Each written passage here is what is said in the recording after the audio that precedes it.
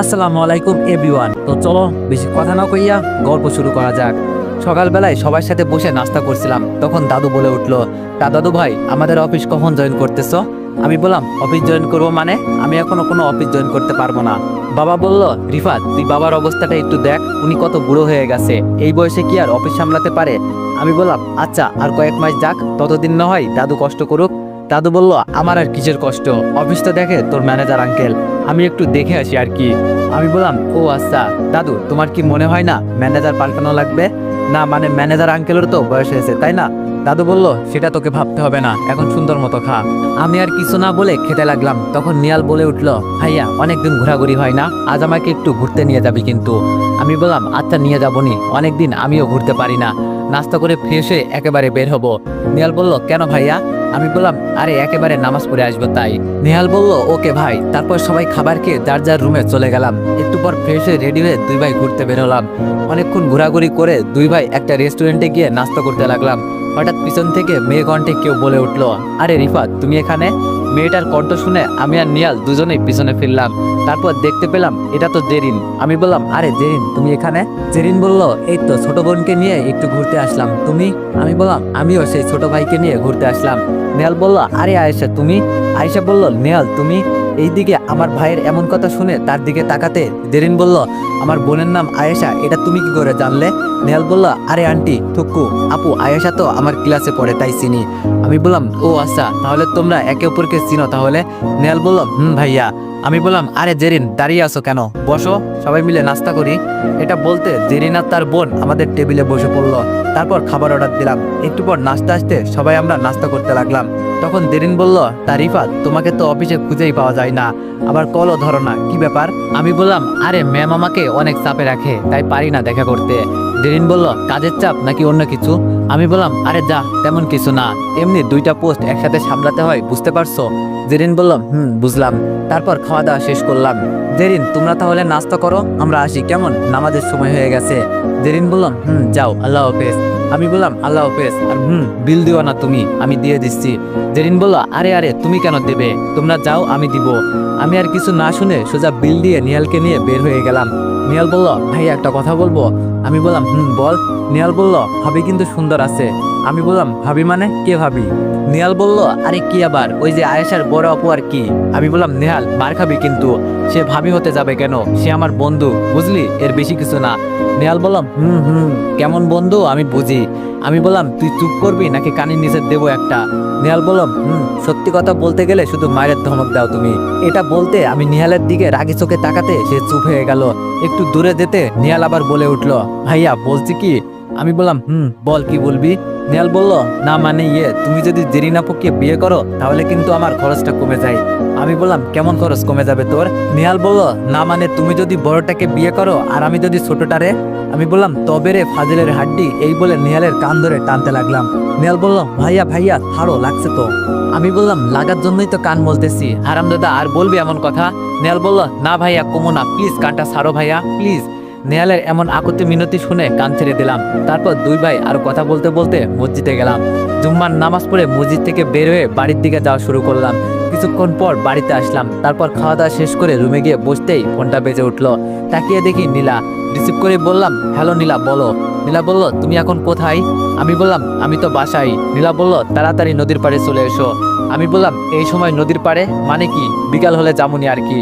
নীলা বলল, কুত্তা তুই আসবি নাকি আমি তোর কাছে আসবো, শুধু ঠিকানা বল। আমি বললাম আরে এমন রাগ করছে কেন, তোমার আশা লাগবে না, আমি আসতেছি। এটা বলে যেই রকম ছিলাম সেই রকম ভাবেই বের হয়ে গেলাম। কিছুক্ষণ পরে নদীর পাড়ে আসতে নীলা আমাকে আবার কল দিল। নীলা বলল, কি হলো, আসতে এতক্ষণ লাগে তোমার? আমি বললাম আমি তো আসছি, তুমি আসছো নাকি বলো। নীলা বলল, আসলে বড় বটগাছটার নিচে চলে আসো। এটা বলে নীলা ফোন কেটে দিল। আমি আর দেরি না করে বটগাছের দিকে হাঁটা ধরলাম। বটগাছের কাছাকাছি আসতে নীলাকে দেখতে পেলাম। সেই গাছটার নিচে বসে আছে আর একটা নীল জামা পরে আছে। এতে নীলাকে আজ অন্যরকম সুন্দর লাগছে, যা বলে বোঝাতে পারবো না। যদি আপনারা নজর দেন তাই কইলাম না।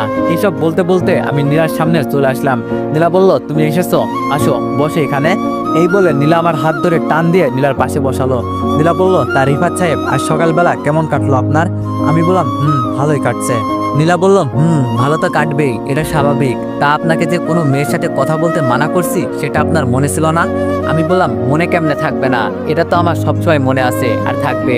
এই কথা বলতে আমার সুন্দর লম্বা চুলগুলো ধরে টানতে লাগলো আর বলতেছে, তাহলে ওই জেরিনের সাথে ঘুরছিলি কেন সকালে? আমি বললাম, আরে কই, আমি জেরিনের সাথে ঘোরাঘুরি করছি, আমি তো আমার ভাইয়ার সাথে ঘোরাঘুরি করছিলাম। নীলা বললাম, তাহলে জেরিনের সাথে রেস্তোরাঁতে বসে হেসে হেসে কথা বলছিল কে? আমি বললাম, আমি বলছিলাম। নীলা বলল, কুত্তা, তোকে আমি বলছিলাম না তার সাথে মিশবি না, তুই মিশলি কেন? আমি বললাম, আরে আমি আমার ভাইয়ার সাথে নাস্তা করছি, কোথা থেকে জেরিন এসে আমার সাথে কথা বললো, তাই ভদ্রতার খাতিরে আমি তাকে বসতে বললাম। নীলা বলল, ওই ডাইনি কথা বললে তোকেও কথা বলতে হবে নাকি? আমি বললাম, কারণ সে তো আমার ফ্রেন্ড। নীলা বলল, ও আচ্ছা, আমার থেকে তোর বন্ধু বড় তাই না, তাহলে থাক তোর বন্ধুকে নিয়ে। এটা বলে নীলা আমার চুল ছেড়ে চলে যেতে লাগলো একটুতে রাগ করে। এটা বলে একটা মুচকি হাসি দিয়ে নীলার পিছনে দৌড় দিলাম। এক দৌড়ে নীলার সামনে গিয়ে বললাম, এই তুমি আমাকে রেখে কোথায় যাচ্ছ, আজ ঘুরবে না? নীলা বলল, আমার সামনে থেকে সর, আর ঘুরবো না। এত ঘোরার শখ হলে ওই ডাইনির সাথে ঘোর, আমাকে কেন বলছি? আমি বললাম, আমি তোমাকে বলছি কারণ তুমি আমার হবু বউ তাই। নীলা বলল, একদম ন্যাকামি করবি না, কে তোর হবু বউ? আমি কারো হবু বউ না, এখন আমার সামনে থেকে সর বলছি। আমি বললাম, না সরবো না, আগে আমাকে ক্ষমা করো তারপর সরবো। এই নীলা, সরি বলছি তো, আর কোনো মেয়ের সাথে কথা বলবো না। এই দেখো কান ধরছি। নীলা অন্যদিকে মুখ ঘুরিয়ে বলল, আমার কাছে কেন ক্ষমা চাইছিস? আমি কে তোর? তোর কাছে তো তোর বন্ধু বড় তাই না, যা তোর ওই ডাইনি বন্ধুর কাছে যা। আমি বললাম, আরে বাবা, তোমাকে সরি বলছি তো, আর এমন করবো না। এই দেখো কান ধরে উঠবোস করছি, আর হবে না। এটা বলে আমি নীলার দিকে তাকিয়ে উঠবোস করতে লাগলাম, কিন্তু এই মেয়ে আমার দিকে একবারও তাকাচ্ছে না।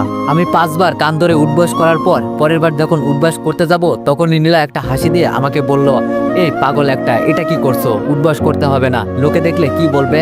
আমি বললাম, না, আগে তুমি বলো আমাকে ক্ষমা করছো, তারপর কান ছাড়বো। নীলা বলল, পাগল একটা, আমি তো তোমাকে ক্ষমা করব না এবং এই অপরাধের শাস্তি দিব, তাই কান ছাড়ো বলছি। আমি বললাম, শাস্তি দেওয়ার পর আমাকে ক্ষমা করবা? নীলা একটা মুচকি হাসি দিয়ে বলল, করব, এখন কান ছাড়ো। আমি সাথে সাথে কান ছেড়ে দিয়ে নীলাকে বললাম, এখন বলো কি শাস্তি দিবা? নীলা বলল, তোমার শাস্তি হলো আমার আর তোমার জন্য বাদাম নিয়ে আসবা, তাও 10 মিনিটে। আমি বললাম, নীলা বলল, নাই, হ্যাঁ, যাও যাও, তাড়াতাড়ি যাও, টাইম শুরু হয়ে গেছে। আমি বললাম, বাজে মাত্র 3টা, এই সময় বাদাম কোথায় পাবো? নীলা বলল, সেটা আমি কি করে জানবো, আর বাকি 9 মিনিট, যাও, না হলে বুঝতে পারছো। আমি আর দেরি না করে দৌড় লাগালাম। অনেক কষ্টে বাদাম নিয়ে দৌড়ে নীলার কাছে আসতে নীলা বলল, কয় মিনিট লেট করছো? আমি বললাম, এই তো মাত্র 20 মিনিট লেট। নীলা বলল, এটা কি কেউ মাত্র বলে? টাইম দিলাম 10 মিনিট আর লেট করলে 20 মিনিট, বাহ বাহ। আমি বললাম, কি করব, সহজে পাই না তো। নীলা বলল, তাই বলে আমাকে 30 মিনিট দাঁড় করিয়ে রাখবা?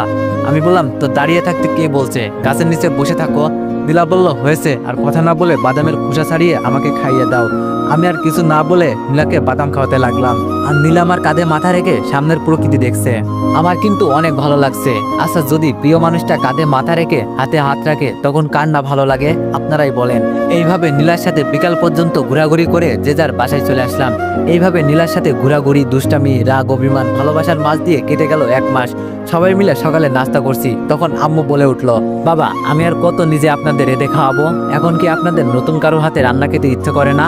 আব্বু বলল, তুমি সত্যি কথা বলছো, এখন তোমার হাতে খেতে ইচ্ছা করে না, যদি নতুন জনের হাত থেকে খেতে পারতাম। ইস। আম্মু বলল, এমন ভাব করছে যেন তাকে নতুন কাউকে আনতে বলছে। আমি আপনার কথা বলছি না, আপনার গুণধর ছেলের কথা বলছি। আব্বু বলল, আমি বুঝতে পারছি। দাদু বলল, তা দাদু ভাই, তোমার কি কাউকে পছন্দ আছে নাকি? আমি বললাম, তোমরা এসব কি শুরু করছো, আমি এখন বিয়ে করব না, আমাকে আর একটু সময় দাও। নেহাল বলল, দাদু, আর একটু সময় দিলে ভাইয়া বুড়ো হয়ে যাবে, তখন ভাইয়া বিয়ে করতে না পারলে আমার সমস্যা বেশি হবে। নেহালের কথা শুনে সবাই হাসলেও আমি তার দিকে রাগি চোখে তাকিয়ে আছি।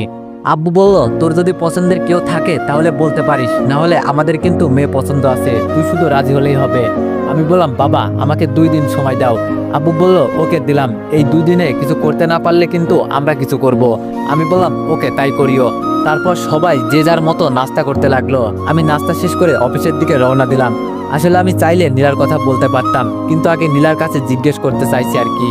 তারপর অফিসে গিয়ে কাজ করতে লাগলাম। একটু পর নীলা অফিসে আসতে আমি তার কেবিনে গেলাম। নীলা বলল, কি মিস্টার, কাজ না করে এখানে কেন? আমি বললাম, তোমার সাথে আমার জরুরি কথা আছে। নীলা বলল, কি কথা বলো? আমি বললাম, বাড়ি থেকে আমাকে বিয়ের কথা বলছে।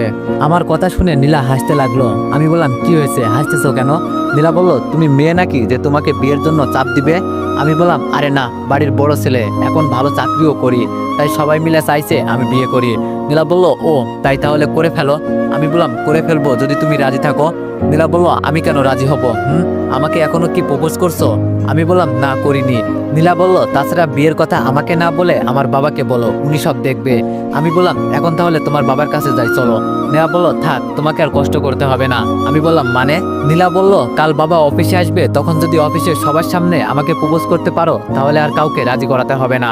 আমি বললাম আচ্ছা তাহলে তাই হবে। নীলা বলল ওকে মাই আবুল। আমি বললাম তাহলে আমি এখন যাই বউ, থুক্কু ম্যাম। নীলা বললাম যাও, আর ভালো করে মন দিয়ে কাজ করো কেমন? এটা বলে একটা মুচকি হাসি দিল। আমি বললাম সেটা আর বলতে। এটা বলে নীলার কেবিন থেকে নিজের কেবিনে চলে গেলাম। এইদিকে জেরিন আমার দিকে প্রতিদিন এক মায়াভরা দৃষ্টিতে তাকিয়ে থাকে, সেটা আমি একটু খেয়াল করলেও তাকে বুঝতে দিই না। যাই হোক, আমি আমার মতো অফিসে কাজ করতে লাগলাম। এইদিকে রাফি সাহেব মানে নীলার বাবা। হ্যালো, কিরে শুনলাম তুই নাকি আগের 2 মাস এবং এই মাসে চাঁদা দিসনি? রাফি সাহেব বলল না দিইনি এবং দিবও না, তুই কি করতে পারিস দেখবো। লোকটি একটু হেসে বলল আমি কি করতে পারি আর না পারি সেটা তুই ভালো করেই জানিস। তুই কি ভাবছিস নিজের আশেপাশে আন্ডার কভার গার্ড রাখলে তোকে কিছু করতে পারবো না? রাফি সাহেব বলল পারলে করে দেখা। রাফি সাহেব বলল আরে তোকে কিছু করবো না, তুই নিশ্চিত থাক, ক্ষতি তো করবো তোর মেয়ের আর মেয়ের হবু জামাইয়ের। রাফি সাহেব বলল মানে? লোকটি বলল মানে খুব সোজা, তোর মেয়ে যাকে ভালোবাসে তাকে আর তোর মেয়েকে মারবো আর তোকে অনুভব করাবো কারো আপনজন হারালে কেমন কষ্ট হয়, সেই কষ্ট আমি আজ 8 বছর ধরে পেয়ে যাচ্ছি। রাফি সাহেব বলল তোকে একটা কথা বলি, নিজের ভালো চাইলে আমার মেয়ের দিক থেকে চোখ সরিয়ে নে, তা না হলে তুই কোথাও উদাও হবি সেটা তুই নিজেও জানবি না। মিস্টার এসকে বলল তুই মনে হয় আমাকে ধমক দিলি। রাফি সাহেব বলল তুই যেটা মনে করিস, আমি জাস্ট সাবধান করলাম, ভাবছিলাম আর একটু সময় নিব, কিন্তু আজকে তোর মেয়ের কবরের জন্য জায়গা কিনে রাখ, তা না হলে পরে কবরদার মতো জায়গা পাবি না। এটা বলে এসকে ফোন কেটে দিল। আর এই খবরটা রাফি সাহেব সাথে সাথে কাকে যেন জানিয়ে দিল। ওকে স্যার, আপনি কোনো চিন্তা করবেন না, আপনার মেয়ের দায়িত্ব আমার হাতে, আমি আপনার মেয়েকে সুস্থভাবে বাড়ি পৌঁছিয়ে দিব, এতে আমার যাই হোক না কেন। এটা বলে ফোন কেটে দিল। এইদিকে আমি সন্ধ্যা পর্যন্ত কাজ করে নীলার রুমে গেলাম। আমি বললাম ম্যাম আমার ছুটি লাগতো। নীলা বলল কেন? আমি বললাম বাবাকে নিয়ে ডাক্তারের কাছে যাব। নীলা বলল ও আচ্ছা যাও। আমি বললাম ধন্যবাদ জানু। নীলা বলল ওই সাবধানে যেও কিন্তু। আমি বললাম ওকে বলে বের হয়ে গেলাম অফিস থেকে। বের হয়ে একজনকে কল দিয়ে বললাম তোরা সবাই তৈরি আছিস তো, মিশন আছে। লোকটি বলল আমরা সবসময় তৈরি আছি, শুধু আপনার অপেক্ষা, ওকে, আর কেউ যেন বাঁচতে না পারে। এটা বলে ফোন কেটে একটা রিক্সা নিয়ে চলে গেলাম আমার বাসায়, যেখানে আমি একা থাকি সেখানে আর কি। বাসায় এসে চিল মোডে গেম খেলতে লাগলাম। এইদিকে নীলা অফিস থেকে বাড়ি ফেরার পথে কয়েকটা গাড়ি তার যাওয়ার রাস্তা আটকে ফেললো। এতে নীলা খুব বিরক্ত হয়ে গাড়ির হর্ন বাজাতে লাগলো, কিন্তু গাড়িগুলো সরার নাম বন্ধ নেই। এইদিকে নীলা ভয়ে গাড়ি থেকে বের হতে পারছে না, কারণ তার উপর আরো 2 বার অনাকাঙ্ক্ষিতভাবে অ্যাটাক হয়েছে। তাই নীলা সেই দিক দিয়ে না গিয়ে অন্য রাস্তা দিয়ে যাওয়ার জন্য গাড়ি ঘোরাতে যাবে, তখন দেখতে পেল পিছনে কোথা থেকে 2টা গাড়ি এসে রাস্তা ব্লক করে দিছে। এটা দেখে নীলা ভয় পেয়ে গেল। তার এখন মনে হচ্ছে এখানে ভয়ঙ্কর কিছু ঘটতে যাচ্ছে, তাও তার সাথে। নীলা এখন কি করবে বুঝতে পারছে না, সামনে পিছনে রাস্তা ব্লক, নেমে পালাতে গেলে আরো আগে ধরবে, কি করবে এখন? এইসব ভাবতে ভাবতে নীলা দেখতে পেল গাড়ি থেকে 10-12 জন লোক বেরিয়ে আসতেছে, তাদের হাতে আছে আধুনিক ভয়ঙ্কর অস্ত্র। এইসব দেখে নীলা ক্রমশ হার্টবিট বাড়তে থাকে। এই বুঝি প্ল্যানটা গেল। নীলা দেরি না করে তার বাবাকে কল দিতে মোবাইলটা বের করে কাপা কাপা হাতে। নীলা তার কাপা কাপা হাতে তার বাবাকে কল দিতে তার বাবা কল রিসিভ করতে নীলা বলল হ্যালো বাবা। রফিক সাহেব বলল মা বল। নীলা বলল বাবা এখানে। নীলা আর কিছু বলতে যাবে তখনই একটা ছেলে গাড়ির আয়নাতে থাপ্পড় দিল, আর এতে নীলা ভয় পেয়ে হাত থেকে মোবাইলটা ফেলে দিল।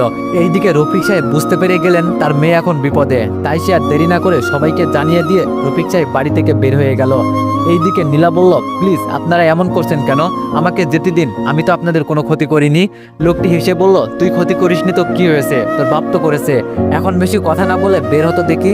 নীলা বলল না আমি বের হব না, হেল্প, কেউ বাঁচাও, কেউ আসো। লোকটি বলল তোকে এখানে কেউ বাঁচাতে আসবে না, শুধু শুধু না চিল্লিয়ে গলা খারাপ না করে ভালো মেয়ের মতো বেরিয়ে আয়। নীলা আরো জোরে কান্না করে দিল আর তাদের কাছে বলতে লাগলো আমাকে ছেড়ে দিন প্লিজ। লোকটি বলল এই মেয়ে বাচ্চাদের মতো কান্না আর সহ্য হচ্ছে না, দরজার আয়না ভেঙে দরজা খুলে এই ছেমড়িরে বাইর কর। ওকে ভাই। এই বলে একটা ছেলে হকি স্টিক দিয়ে যখন কাজ ভাঙতে যাবে তখন একটা ছেলে অন্ধকার থেকে বলে উঠলো আরে আরে বস, কি করছো? এত দামি গাড়ির কাজ ভাঙলে তো অনেক টাকা খরচ হবে। ছেলেটা এই কথা বলতে গুন্ডারা সবাই পিছনে তাকাতে দেখলো কালো হুডি, মুখে মাস্ক পরা একটা ছেলে। কে তুই?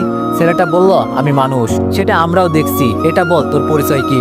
ছেলেটা বলল, আমার পরিচয় জেনে কি করবি? এমনিতেও তোরা তো আর বাঁচবি না, তাই পরিচয় না জানাই ভালো। ছেলেটার এমন কথা শুনে গুন্ডারা হাসতে লাগলো। আর এইদিকে গুন্ডাগুলো পিছনে ঘুরে কার সাথে কথা বলছে এটা দেখতে নীলা গাড়ি থেকে একটু উকি দিতে দেখলো একটা ছেলে গুন্ডাগুলোর সাথে কথা বলছে। আর সেই ছেলেকে দেখে নীলার যেন দেহে প্রাণ ফিরে এলো, কারণ এই ছেলে নীলাকে আরো 2-3 বার বাঁচিয়েছে। সবাই হাসা শেষ করে তাদের মধ্যে একটা ছেলে বলে উঠলো, ভাই তুই বাংলাটা খেয়েছিস নাকি ইংরেজিটা? ছেলেটা বলল, কিছু খাইনি। তাহলে এত আবল তাবল বকছিস কেন? আমাদের দেখছিস আমরা 15 জন আর তুই একা। যাও মানা, তুমি তোমার লেভেল দেখে পাওয়া যাও, এখানে তোমার মতো বাচ্চা আসা ঠিক না। এটা বলে গুন্ডাগুলো হাসতে লাগলো। আর এইসব দেখে ছেলেটা একটা মুচকে হাসি দিয়ে বলল, কে বাচ্চা আর কে বড় সেটা একটু পর বোঝা যাবে। এই তোরা শুধু শুধু এই আবালটার সাথে কথা বলে দেরি করছিস কেন? তোরা 3 জন গিয়ে মেয়েটাকে ধরে আন, আর আমরা এটার পিনিক ছাড়াচ্ছি। ওকে ভাই, আপনারা আপনাদেরটা করেন। এই চল আমরা ওই ফুলটি সিটারে বের করে আনি। এটা বলে 3 জন শয়তানে হাসি দিয়ে নীলার গাড়ির দিকে যেতে লাগলো। এইদিকে ছেলেটা বলল, তোরা মেয়েটাকে তো দূরের কথা, তার গাড়িতে হাত দিলে তোদের খবর আছে। কিন্তু তারা ছেলেটার কথা না শুনে তার গাড়ির কাছে গিয়ে দরজায় হাত দিতে যাবে, তার আগে ছেলে 3টা মাটিতে পড়ে গেল। এইদিকে সবাই তাদের আওয়াজ শুনে পিছন ফিরে তাকাতে দেখলো ছেলে 3টা মাটিতে পড়ে আছে এবং তাদের মাথা থেকে রক্ত বেয়ে পড়ছে। এইদিকে ছেলেটা হেসে বলল, তোদের বলছি না, মেয়েটা তো দূরে থাক, তার গাড়িতে হাত দিতে পারবি না তোরা। এইবার সব গুন্ডা ছেলেটার কথা শুনে ছেলেটার কাছে দৌড়ে গিয়ে চারপাশ থেকে ছেলেটাকে বন্দুক তাক করে ফেললো। আর এটা দেখে নীলা আবার ভয় পেয়ে গেল। এখন কি হবে? ছেলেটাকে তো সবাই ঘিরে ফেলেছে। নীলা ভয়ে আল্লাহকে ডাকছে আর তাদের কাজকর্ম দেখছে। এইদিকে ছেলেটার যেন কোনো ভয় হচ্ছে না, মনে হচ্ছে লোকগুলো বন্দুকের বদলে কলা ধরে আছে তার মাথায়। ভাই, এই ছেলে তো দেখি অনেক সাহস, এতগুলো বন্দুকের মাঝেও ছিটে ফোটা ভয় দেখছি না তার ভিতরে। বস বলল, কিরে তোর তো দেখি অনেক সাহস, কিন্তু আফসোস এই সাহসের জন্য আজ তোকে মরতে হবে। ছেলেটা হেসে বলল, তোরা আমাকে মারবি? তোরা? বিশ্বাস কর ভাই, এই বছরের সেরা একটা জোক ছিল। বস বলল, এটা তোর কাছে মজা মনে হয়? যখন বন্দুকের সব বিসি কপালে ভরে দিব তখন মজাটা যা একদম নিচ দিয়ে বের হবে। ছেলেটা বলল, একবার পিছনে তাকিয়ে দেখতো, কি দেখতে পাস? বস বলল, পিছনে আবার কি থাকবে? আবার নাকি আমাদের বোকা বানাতে চাইছি? আমি বললাম, আরে একটু তাকা, তারপর বুঝতে পারবি। ছেলেটার কথা শুনে সবাই পিছন ফিরে তাকাতে দেখে তাদের গায়ে লেদার পড়েছে। এটা দেখে ছেলেগুলো বলল, এইসব কি? ছেলেটা বলল, এইসব কি দেখতে চাস তাই না? তাহলে দেখ। কি রে, তোরা ছাগলগুলোর একটু দেখা দে, তারা একটু দেখুক তোরা কে। ছেলেটার কথা শুনে অন্ধকার থেকে হুড় করে বেরিয়ে আসতে লাগলো স্পেশাল ফোর্স। তাদের হাতে ছিল ভয়ঙ্কর উন্নত মানের রাইফেল। এতগুলো ফোর্স দেখে ছেলেগুলো যায় অবস্থা। সাথে সাথে গুন্ডাগুলো বন্দুক নিচে ফেলে দিয়ে ছেলেটার পায়ে পড়ে গেল। ভাই ভাই, আমাদের মাফ করে দেন, আমাদের ভুল হয়ে গেছে, এই ভুল আর হবে না। ছেলেটা বলল, তোদের কোনো ক্ষমা নেই, এমনিতেই অনেক রাত হয়ে গেছে, ঘুমাতে হবে। এই তোরা কি দেখছিস? এই কুত্তাকে ছাড়া বাকি সবাইকে নিয়ে আদর কর। এটা বলতে ফোর্সের সৈনিকরা তাদের লিডারকে ছাড়া আর বাকি সবাইকে টানতে টানতে নিয়ে যেতে লাগলো। আর তারা আকতি মিনতি করতে লাগলো, কিন্তু কে শোনে কার কথা? তারা ছাগলগুলো থুক্কু গুন্ডাগুলোকে কোথায় যেন নিয়ে চলে গেল। এইদিকে গুন্ডাদের ধরে নিয়ে যেতে দেখে নীলা খুশি হয়ে গেল আর ছেলেটাকে ধন্যবাদ দেওয়ার জন্য গাড়ি থেকে নামতে লাগলো। এইদিকে ছেলেটার পায়ে এখনো পড়ে আছে গুন্ডা একটা। ছেলেটা বলল, বল তোদের এখানে কেন পাঠিয়েছে? লোকটি বলল, ভাই এই মেয়েকে উঠিয়ে নিয়ে যেতে। ছেলেটা বলল, কে বলেছে? লোকটি বলল, ভাই এসকে বলেছে। এটা বলতে ছেলেটা গুন্ডাটার মাথায় বন্দুক ধরলো। লোকটি বলল, ভাই ভাই আপনার দোহাই লাগে, আমাকে মারবেন না, আমি তো আপনাকে সব বলে দিয়েছি। ছেলেটা বলল, আমি যখন সব জেনে গিয়েছি তখন তোকে বাঁচিয়ে রেখে আর কি করব? এমনিতেও তোকে এসকে মেরে ফেলবে, তাই আমি তোকে মেরে ফেলছি, কেমন? লোকটি বলল, না ভাই আপনি এটা করতে পারেন না। ছেলেটা বলল, আমি এটাই করব। ছেলেটা এই কথা বলতে যেই না গুন্ডাটাকে শুট করতে যাবে তার আগে গুন্ডাটা কোথা থেকে যেন ব্লেড দিয়ে ছেলেটার বন্দুকটাকে হাতের কবজিতে টান দিল। সাথে সাথে ছেলেটার হাত থেকে বন্দুকটা পড়ে যেতে গুন্ডাটা দৌড়ে পালালো। এইদিকে ছেলেটা সামান্য কাটলো, প্রচুর রক্ত বেরোচ্ছে। আর এটা দেখে নীলা দৌড়ে ছেলেটার কাছে চলে আসলো। নীলা বলল, এ কি, আপনার হাত থেকে প্রচুর রক্ত বেরোচ্ছে। এটা বলে নীলা তার উন্নাস ছেড়ে ছেলেটার হাত বেঁধে দিতে লাগলো। ছেলেটা বলল, এই এটা কি করছেন? এটা সামান্য কাটা, আমার কিছু হবে না। নীলা বলল, আপনি চুপ থাকেন একদম, আমাকে আমার কাজ করতে দেন। এটা বলতে ছেলেটা চুপ হয়ে গেল আর নীলার দিকে একদিনে তাকিয়ে থাকলো। হঠাৎ ছেলেটার ধ্যান ব্যাঘাত ঘটিয়ে নীলা বলে উঠলো, আচ্ছা আপনি কে যে আমার যখন বিপদ হয় তখন আপনি আমাকে বাঁচাতে চলে আসেন? ছেলেটা বলল, আপনার বিপদে না, আমি সবার বিপদে যাই, বুঝলেন? নীলা বলল, ও আচ্ছা, আমি কি আপনার মুখ দেখতে পারি? ছেলেটা বলল, না না, এটা সম্ভব না। নীলা বলল, প্লিজ প্লিজ প্লিজ একটিবার আপনার মুখটা দেখবো। ছেলেটা বলল এটা সম্ভব না। নীলা বলল আচ্ছা আপনার নামটা বলবেন? ওই যে আপনার আব্বু আপনাকে নিতে এসে গিয়েছে, যান, এখন আপনি নিরাপদ। এটা বলে ছেলেটা কোথাও যেন হারিয়ে গেল। এইদিকে নীলার বাবা নীলার কাছে এসে বলল, কিরে মা, তুই এখানে এত রাতে রাস্তার মাঝে একা দাঁড়িয়ে আছিস কেন? নীলা তার বাবার কথা শুনে দৌড়ে গিয়ে নীলা তার বাবাকে জড়িয়ে ধরে কান্না করে দিল। রফিক সাহেব বলল, কিরে মা, কি হয়েছে? সব জেনেও না জানার ভান করে বলল। তারপর নীলা কান্না করতে করতে তার বাবাকে সব খুলে বলল। রফিক সাহেব বলল, তার ছেলেটা কোথায়? আমি ছেলেটাকে একটা ধন্যবাদ দিতে চাই। নীলা বলল, বাবা, ছেলেটা তোমার আশা দেখে কোথাও যেন হারিয়ে গেল। রফিক সাহেব বলল, ও আচ্ছা মা, এখানে আর দাঁড়িয়ে থাকা ভালো হবে না, চল আমরা বাসায় যাই। ড্রাইভার চাচা, আপনি নীলার গাড়িটা নিয়ে যান, আমি নীলাকে নিয়ে আসছি। ড্রাইভার বলল, ওকে স্যার, আমি নিয়ে যাচ্ছি। তারপর রফিক সাহেব নীলাকে নিয়ে বাসায় চলে গেল। সকালবেলায় ফ্রেশ হয়ে সুন্দর করে রেডি হয়ে বাসা থেকে বের হয়ে অফিসে যেতে লাগলাম। কিছুক্ষণের মধ্যে অফিসে পৌঁছে গেলাম। অফিসে ঢুকতে দেখি অফিসটা সুন্দরভাবে সাজানো হয়েছে। আমি প্রথমে ভাবছিলাম আমার জন্য এইসব করছে, কিন্তু একজনের থেকে জানতে পারলাম আজ নাকি অফিসটার 10 বছরের প্রতিষ্ঠা বার্ষিকী। এটা শুনে হাসবো নাকি কান্না করব বুঝতে পারছি না। জন্মবার্ষিকী, মৃত্যুবার্ষিকী, বিবাহ বার্ষিকী এইসব শুনেছি, আজ প্রথম প্রতিষ্ঠা বার্ষিকী শুনলাম। এইসব ভাবতে ভাবতে দেখলাম নীলা স্টেজে উঠে মাইক হাতে নিয়ে বলতে লাগলো, সম্মানিত আমাদের অফিসের কর্মরত সিনিয়র জুনিয়র কর্মকর্তাদের সবাইকে আমার পক্ষ থেকে জানাই অনেক অনেক শুভেচ্ছা। আপনাদের অক্লান্ত পরিশ্রম এবং মেধার মধ্য দিয়ে আমাদের কোম্পানিটা এই 10 বছরে অনেক এগিয়ে নিয়ে গেছেন। আশা করি এইভাবে আরো এগিয়ে নিয়ে যাবেন। এইভাবে আরো অনেক কথা বলতে থাকলো, কিন্তু আমার সেই দিকে কোনো খেয়াল নেই। আমি তাকিয়ে আছি নীলার দিকে। আজ নীলা কালো একটা শাড়ি পরেছে, মুখে হালকা মেকআপ, লম্বা কালো চুলগুলো ছেড়ে দিয়েছে। তাকে দেখতে মায়াবী পরী রাজকন্যার মতো লাগছে। এইদিকে নীলা বলতে লাগলো, আপনারা হয়তো জানেন এখানে আজ এত আয়োজন কিসের, তবে এত আয়োজনের মধ্যেও এই অনুষ্ঠানটা আমার জন্য স্পেশাল। সবাই বলে উঠলো, কি ম্যাম?